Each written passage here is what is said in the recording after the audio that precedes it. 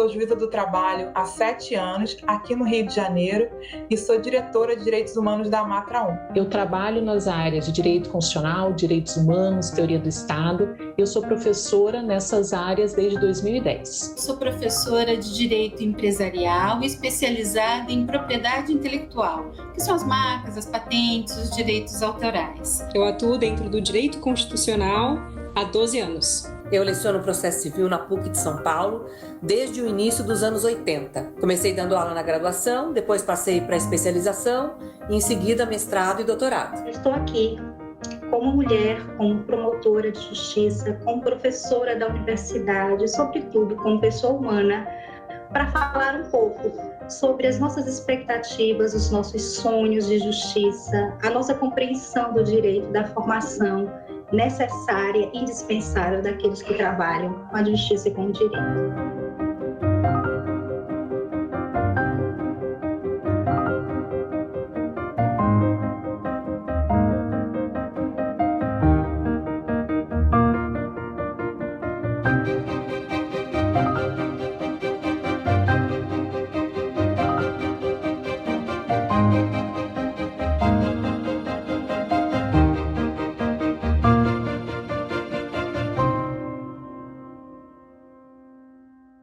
Ser jurista é mais do que operar o direito, né?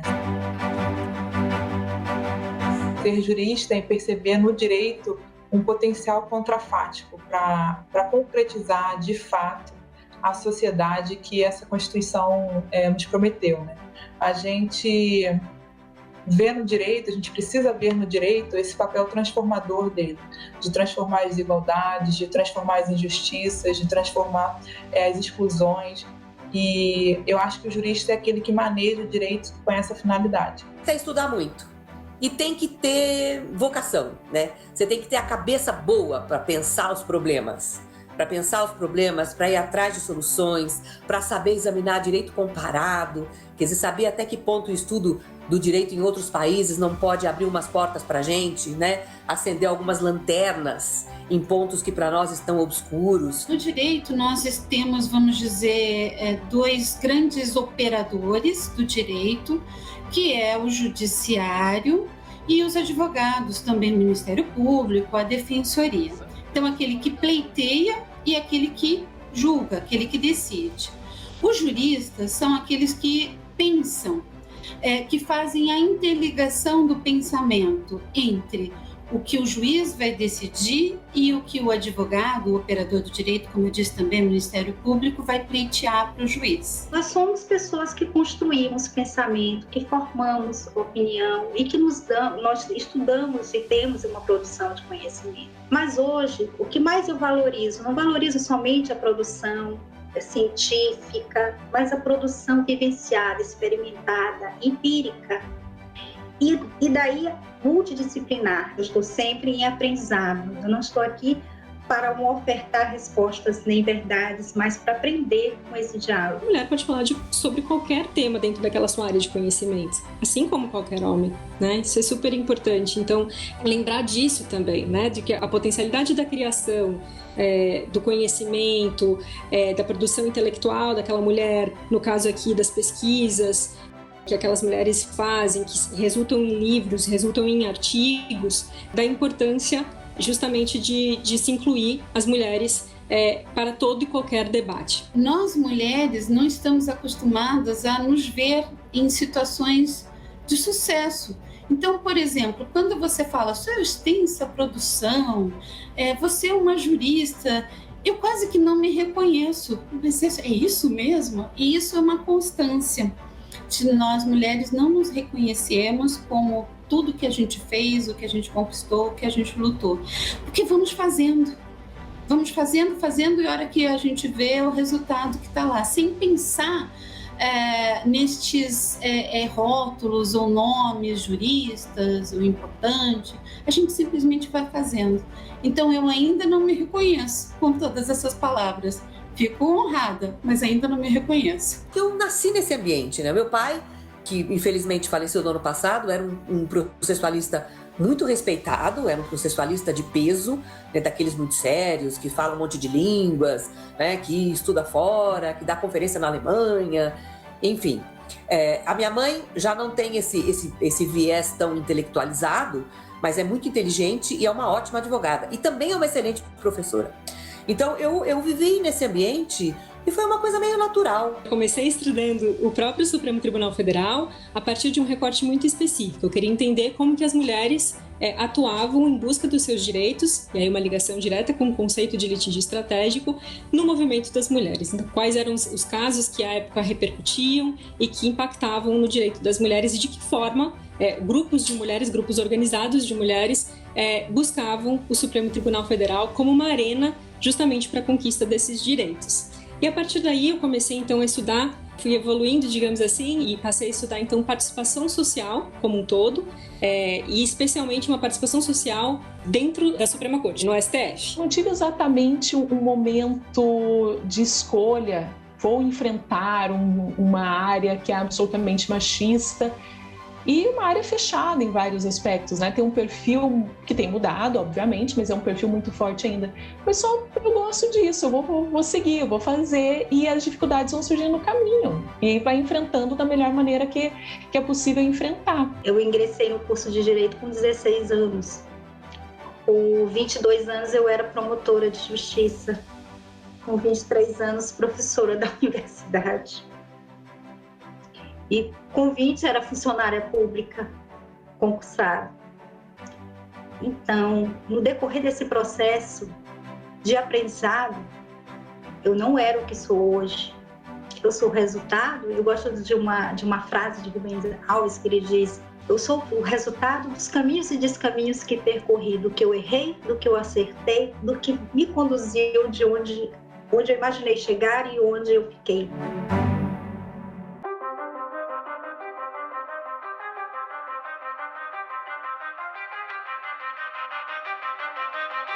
Ainda são muitos os desafios para a mulher jurista, para a mulher dentro do âmbito do direito, qualquer que seja a carreira ou a profissão que ela escolha, né? É óbvio que se a gente pensar e se comparar com as mulheres que vieram muito antes de nós, juristas mais jovens, é óbvio que a gente imagina o quanto elas tiveram que passar lá atrás para que hoje, aqui, nós tenhamos menos dificuldades, digamos assim, e nós somos muito gratas a elas, mas as dificuldades ainda são muitas, né? Então, existe ainda inúmeros obstáculos para, por exemplo, a conciliação da própria carreira no espaço público com a vida privada, né? E isso tem muito a ver com a própria relação e estrutura patriarcal da sociedade. Essa invisibilidade, ela decorre de várias questões, né? Ela é múltipla, tem múltiplas causas. O meio acadêmico ainda é um meio muito masculinizado. Você vê que é engraçado porque as mulheres são maioria nos cargos de professoras no ensino básico. Mas quando você chega na universidade, é um ambiente masculino. A maioria dos professores são homens, os titulares são homens, os catedráticos são homens. As mulheres hoje estão ocupando esses lugares, porque estão conseguindo dividir com os maridos as tarefas de casa. Quer dizer, não é a mulher que vai ao supermercado. Não, essa semana você vai, porque eu tenho uma entrevista, porque eu tenho uma audiência, né? E com elas tendo, digamos, mais espaço, mais tempo para estudar, elas vão ganhando mais espaço, naturalmente. Eu tenho tido alunas cada vez melhores. Na verdade, na minha área, que é processo civil, hoje em dia, tem uma turma de processualistas bem jovens, entre 28 e 38, que são excelentes. Têm produzido trabalhos super originais, que têm sido citados, têm sido comentados, algo que tem me chamado a atenção. O número de mulheres brilhantes que têm aparecido nos cursos de graduação, de mestrado e de doutorado. Olhando o judiciário, olhando a academia, olhando as alunas e a interação, como se dá em sala de aula, e começaram a ser produzidas também obras de mulheres escrevendo sobre um determinado assunto, não necessariamente sobre gênero. Isso é importante para falar, olha, no processo civil, por exemplo, poderia citar qualquer outra área, mas no processo civil nós temos várias mulheres com trabalhos bastante adequados, tipo, olhem para cá, há uma produção rica que está sendo feita. E essas coletâneas, elas têm um grande mérito justamente de tornar mais fácil a vida de quem quer conhecer essas obras. Então, da forma como eu vejo, é um trabalho em progresso. tem tido uma grande visibilidade, mas ainda falta bastante coisa. Tem ainda essa dificuldade de acesso. Além disso, quando a gente vai publicar um texto, tem pesquisas que mostram, por exemplo, que os textos com um nome masculino, eles têm mais chance de ser publicados do que os textos com nome feminino. Muitas pesquisadoras, isso não só na área do direito, em várias outras áreas, mas principalmente nas ciências, por exemplo, elas abreviam o primeiro nome para não indicar que são mulheres e aumentarem a chance de publicação. Isso é para a gente ver como há uma invisibilidade, há um obstáculo aí para a publicação das mulheres. Eu escrevi esse ensaio sobre a justiça e numa das passagens que se clama por justiça, nós dizemos assim, para que a justiça retire as vendas, porque se ela não pode ver, ela sinta as nossas dores, sinta as nossas necessidades, sinta o nosso sofrimento, as nossas diferenças, porque nós só queremos viver com dignidade e com igualdade de oportunidades, né? Nessa forma que nós temos. Eu acho que ser mulher é ser comprometida com a transformação. Ser mulher hoje é ser ativista feminista, ativista desse feminismo que inclui a todos os feminismos e com todas essas pautas. E ser mulher é fazer também com que outras sintam, mas com que nós levantemos essa nossa perspectiva transformadora, dando visibilidade a quem está invisibilizado.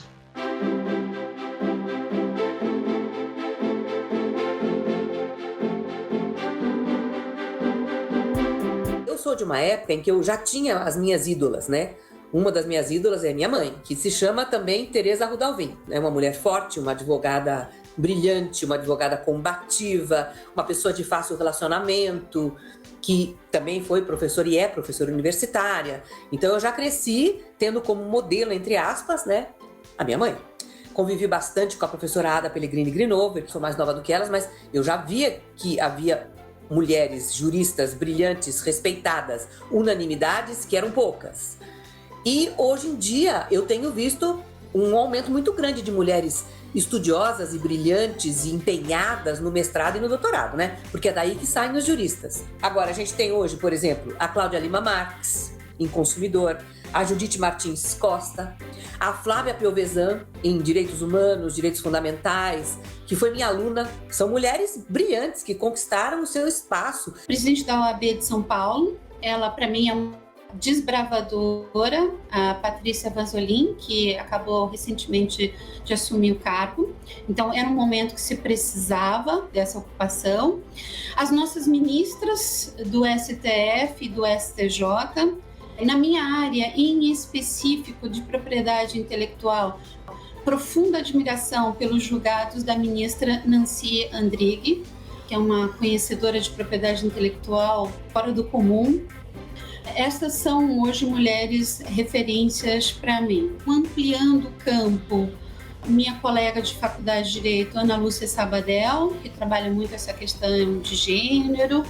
A professora da UNB, Ana Frazão, uma colega comercialista, também é outra referência para mim. Sendo uma jovem jurista, é muito difícil imaginar um universo em que antes eu não pudesse fazer referência a nenhuma outra mulher, né? Até porque nós sempre olhamos para aquelas que vieram antes como exemplos. Professoras doutoras, professoras associadas, professoras titulares, né? O cume da carreira acadêmica. Quanto também olhar hoje, por exemplo, dentro da magistratura, olhar para as ministras. Tanto a ministra Ellen Grace, a ministra Carmen Lúcia, a ministra Rosa Weber, elas são referências para nós, né? Daí a importância de olhar para essas mulheres. E a carreira, dentro de cada profissão jurídica, ela, obviamente, ela é um reflexo, né, daquilo que acontece estruturalmente na sociedade como um todo. Penso que é fundamental é que nós não fiquemos restritos a uma linguagem formal, científica, que as pessoas não conseguem entender. Por isso a importância da literatura, da poesia, da multidisciplinariedade, para que nós possamos incorporar vários conhecimentos e que esses conhecimentos possam atingir mais pessoas. Então, nós precisamos valorizar os saberes. como juristas, como pensadores, como provocadores de aprendizados, nós precisamos privilegiar todos os saberes, reconhecê-los, alimentá-los, fortalecê-los e dar visibilidade a todos eles.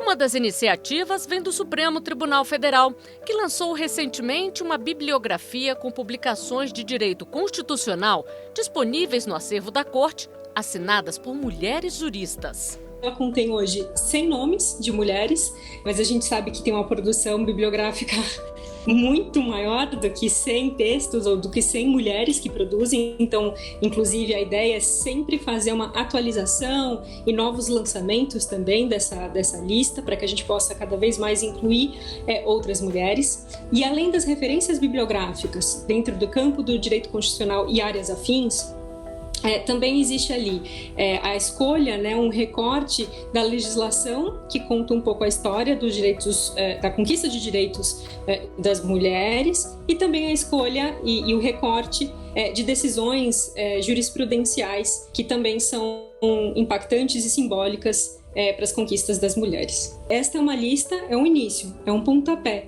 para se lembrar de citar, para se lembrar que existe essa produção dentro dessa área do direito.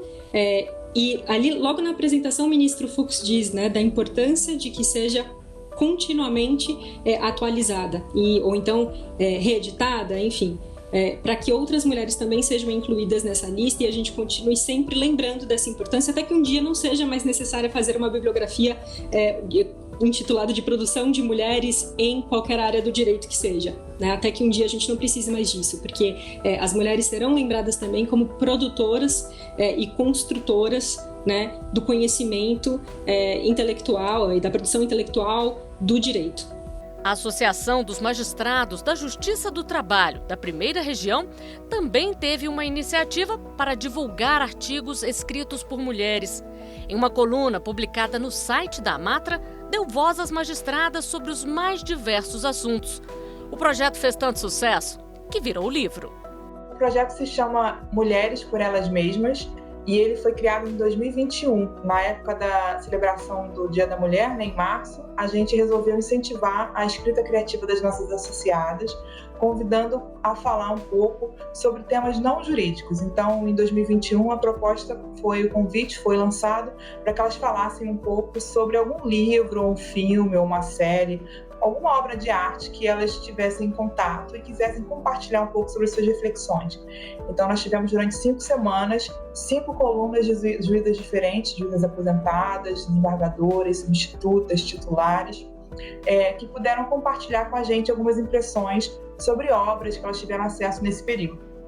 O projeto fez tanto sucesso, a gente teve uma partilha sobre violência doméstica, trabalhos de cuidado, a invisibilidade do trabalho de cuidado, a importância da educação e outros temas, e ele fez tanto sucesso que a gente, ao final do ano, lançou um livro com o mesmo nome, Mulheres por Elas Mesmas, com todos os textos e com um texto a mais que falava sobre análise crítica do discurso, mostrando como as mulheres são mais vítimas da agressividade, da violência e do deboche nas críticas em textos jurídicos. O objeto do nosso projeto, a ideia é mostrar quem são essas mulheres por trás da toga, Foi esse o mote do projeto, e mostrar que nós somos mais que juízes, somos pessoas complexas, que temos potencial, sensibilidade, e com isso também desenvolver em quem lê a empatia, as sensibilidades, que são características muito importantes para a magistratura, E garantir a presença das mulheres faz parte de uma diretriz do Conselho Nacional de Justiça, que em 2018 instituiu a Política Nacional de Incentivo à Participação Feminina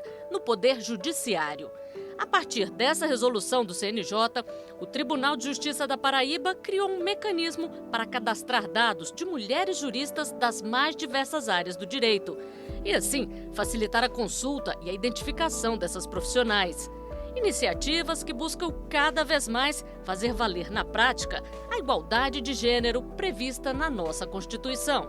Nós precisamos de outros referenciais em educação, em transformação, em orientação, mas, sobretudo, em compromisso.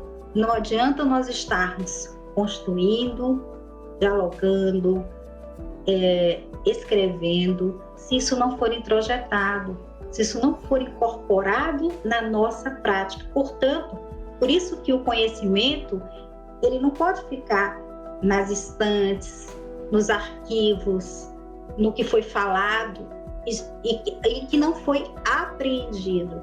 Tem que ser incorporado mesmo para ter essa perspectiva transformadora. E esse eu acho que é o nosso papel, transformar, fazer sentir, fazer pensar, fazer questionar, que as pessoas pensem sobre si, mas não só sobre si mesmas, mas sobre as outras. Eu sou tutora do PET, o Programa de Educação Tutorial da Universidade Federal do Paraná, e nos últimos processos seletivos nós temos adotado ações afirmativas no sentido amplo, então envolvendo questões relativas à identidade de gênero, pessoas negras, e nós percebemos que há uma dificuldade, eu acho que até no primeiro momento, para que alguns espaços que sempre foram vistos como espaços de exclusão ou espaços de uma não inclusão, que isso possa ser modificado. É um trabalho que não termina em um edital, em um ano ou em uma indicação. É um trabalho permanente, porque as exclusões, elas marcam de maneira muito permanente. E aí, pensar também o papel que a academia como um todo tem, né? Que é repensar o seu plano de ensino, quer repensar a bibliografia indicada, para que não fique uma luta como se fosse só das mulheres trans, das mulheres negras, mas que tenha um acolhimento nesse sentido, e que esse conhecimento produzido ele esteja nos mais diversos lugares. Nós queremos mais pessoas, mais mulheres levantando a nossa pauta. Queremos que mulheres ocupem espaços, mas não ocupando espaço quantitativo, mas um espaço que faça a diferença, que leve a pauta de gênero para estes espaços. A sociedade que eu procuro construir hoje, pensando no meu papel, no meu lugar de fala, que é uma juíza dentro do judiciário, integrante do judiciário, é uma sociedade em que o judiciário reflete essa sociedade, né? Então, aumentar a inclusão de negros e negras no judiciário, aumentar a possibilidade de ascensão na carreira das mulheres e desses negros e negras, para que as pessoas possam perceber que todos os grupos sociais são bem vistos e são importantes na formação do judiciário. Essa é a sociedade que eu espero no futuro próximo. A gente está aqui porque outras tiveram antes e passaram por coisas muito piores do que a gente e mantiveram. Mas eu acho que essa assim, eu não quero romantizar os desafios, longe de mim, até porque quando você perde tanto tempo lutando com coisas que poderiam ser bem mais fáceis, você deixa de produzir o que e diminui o teu potencial mesmo. Você deixa de produzir coisas para sobreviver com sanidade. Mas se tem uma coisa que é bacana, é perceber quando as pessoas utilizam as dificuldades que passaram para motivar as novas gerações, para falar, olha, é possível, eu passei, eu fiz assim, vamos lá, vamos junto, que nós caminhando junto, nós caminhamos melhor. Justiça pela justiça. Nasci das lágrimas, dos grandes hiatos que afastam pessoas e vidas da dignidade. Nasci do horizonte colorido, com todas as cores do arco-íris, que abriga a pluralidade, a diversidade, o amor e a paz. Nasci da revolução das almas e corpos, sedentos por minha presença. Nasci da dor e da possibilidade de aliviá-la, de ampará-la. Nasci para permitir que todas as diferenças possam ser iguais em direitos e oportunidades. Nasci para que a vida possa continuar para todas, todos e todes, sem concepções binárias, sem padrões, sem fobias, sem exclusões. Tenho que estar presente, mesmo que não me queiram, e quanto mais me negam, mais sou indispensável. Sou a perspectiva de futuro, de preservação do planeta, a energia divina e humana, a força inspiradora que pode garanti-lo, sou a esperança de paz. Enquanto lutarem, vibrarem e chamarem por mim, estarei viva. Busquem-me, procurem-me, não desistam, não sou ilusão, posso ser real. Sou a justiça e estou aqui.